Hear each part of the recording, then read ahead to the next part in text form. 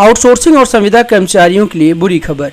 दोस्तों, आउटसोर्सिंग कर्मचारियों का वेतन बढ़ा न सुविधा, बढ़ रहा काम का बोझ। सरकारी कार्यालयों में आउटसोर्सिंग कर्मियों के जीवन में असुरक्षा और भेदभाव की समस्या बढ़ती जा रही है। इन कर्मियों को काम के अनुसार उचित वेतन और सुविधाएं नहीं मिल रही हैं। अधिकारियों से लेकर तमाम लोग परेशान करते हैं और आने वाले समय में कई सारी समस्याएं भी होती जा रही हैं और बढ़ती जा रही हैं।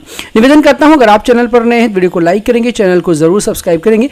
आइए इस वीडियो में हम लोग जानते हैं आखिर क्या कुछ हुआ है आउटसोर्सिंग कर्मियों को लेकर। सरकारी विभागों और कार्यालयों के कामकाज को सुगम व तकनीक से गति देने वालों के खुद का जीवन गतिहीन है।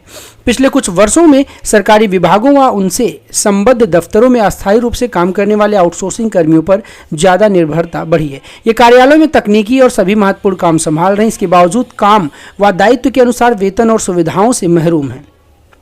इनकी नियुक्ति किसी और संस्था के माध्यम से हो रही है और बहाली के बाद दूसरे फर्म के अधीन कर दिया जा रहा है।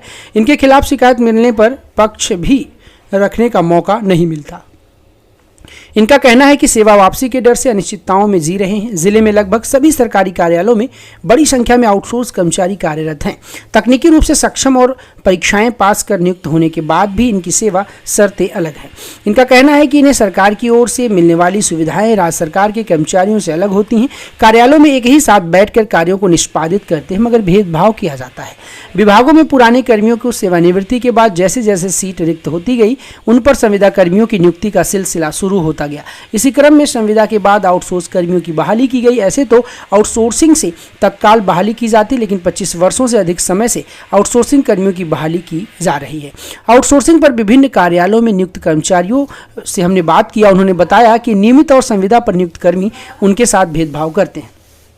अधिकारी भी निर्धारित अवकाश देने और कामकाज के दौरान धमकाते रहते हैं। अधिक काम का दबाव होने के बाद भी नौकरी में ना तो अस्थायित्व है और ना ही कोई आर्थिक सुरक्षा।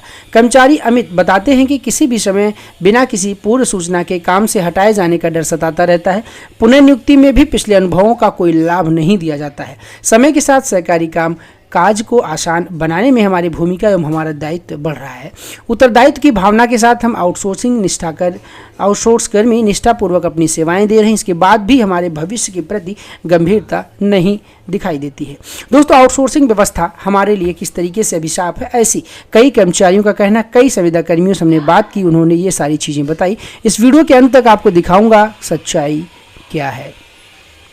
दोस्तों, सरकारी कार्यालयों में आउटसोर्सिंग पर काम करने वाले कर्मचारी अवनीश चौधरी ने कहा कि आउटसोर्सिंग व्यवस्था हमारे लिए अभिशाप समान है। एक ओर महंगाई प्रति महीने बढ़ रही, वहीं दूसरी ओर वर्षों से एक समान वेतन मिल रहा है। चमचम कुमारी का कहना है कि वर्तमान में तो सुविधाओं से वंचित हैं ही, हमारे भविष्य के लिए भी सरकार कुछ नहीं सोच रही। जो वेतन मिलता है उससे बचत तो दूर, घर भी चला पाना मुश्किल है। ना पेंशन की सुविधा है और ना ही हम लोगों को कोई सेवांत लाभ मिलेगा। ऐसे में वृद्धावस्था के लिए चिंता बनी रहती है। अवकाश के दिन भी बुला लिया जाता काम पर। Data entry operator Jitendra Kumar ने बताया कि विभाग को बेल्ट्रॉन की ओर से आउटसोर्सिंग कर्मियों की सेवा निर्धारित परीक्षाओं में चयन के बाद उपलब्ध कराई जा रही है। आउटसोर्सिंग कर्मियों को बिपार्ड की ओर से अन्य सरकारी सेवकों की तरह प्रशिक्षण दिया जाता है, मगर नियुक्ति के बाद हम लोगों की सुध नहीं ली जाती है। अवकाश के दिन काम पर बुला लिया जाता है और इसके बदले में प्रतिपूर्ति अवकाश नहीं दिया जाता। आवश्यक कार्य के लिए भी अवकाश पर जाने की स्थिति में अधिकारी सेवा वापसी की धमकी देते हैं। कंधे पर किस तरीके से अहम कार्यों की जिम्मेदारी है, और इतना ही नहीं, काफ़ी कुछ सुनने को भी मिलता है। दोस्तों, आउटसोर्सिंग कर्मचारियों पर विभागीय कार्यों के निष्पादन के साथ साथ कई विभागों की वेबसाइट, भूमि अभिलेखों का कंप्यूटरीकरण और मॉडल रिकॉर्ड रूम, सामाजिक सुरक्षा अंतर्गत वृद्ध एवं दिव्यांगजन पेंशन, किसानों एवं श्रमिकों के लिए चलाई जा रही योजनाएं, मुख्यमंत्री कन्या उत्थान योजना समेत जिले में आपदा नियंत्रण कक्ष के संचालन का दायित्व है। पेपरलेस कार्यालय बनाने में डेटा एंट्री ऑपरेटर और प्रोग्रामर अहम भूमिका निभा रहे हैं। इनका कहना है कि इतने अहम कार्यों की जिम्मेवारी संभाल रहे आउटसोर्स से नियुक्ति कर्मियों का खास ख्याल रखा जाना चाहिए। सीधे खाते में किया जाए भुगतान। आउटसोर्सिंग कर्मी विकास कुमार ने बताया कि पूर्व में कर्मचारियों के खाते में सीधे भुगतान करने को लेकर बेल्ट्रॉन के प्रबंध निदेशक की ओर से सामान्य प्रशासन विभाग को पत्र भेजा गया था, मगर इस पर ध्यान नहीं दिया जा रहा है। दोस्तों, इस कारण प्रतिमाह सरकार को करीब 100 करोड़ से अधिक की राशि CGST और SGST के रूप में व्यय करनी पड़ रही है। विभाग यदि वेतन की राशि सीधे कर्मचारियों के खाते में भेजे तो इस व्यय को रोका जा सकता है। RTI से पूछे जाने पर बताया गया कि पारिश्रमिक मानदेय पर CGST और SGST की राशि सरकार देती है। क्या जिम्मेदार ने बोला, सदन में उठाए गए कर्मचारियों की समस्या। आइए इस वीडियो में देखते हैं। वंशीधर ब्रजवासी जो MLC हैं निरहुत स्नातक निर्वाचन क्षेत्र से, उनको देखते हैं। उन्होंने कहा कि आउटसोर्सिंग से नियुक्त कर्मचारियों की अकारण सेवा वापसी, इसके विरुद्ध किसी तरह की अपील का प्रावधान नहीं होना और वेतन भुगतान में विलंब की समस्याएं गंभीर हैं। इसे निश्चित रूप से सरकार को अवगत कराया जाएगा। साथ ही आउटसोर्सिंग से नियुक्त कर्मचारियों की मांगों को सदन में भी उठाया जाएगा ताकि इनकी समस्याओं का समाधान हो।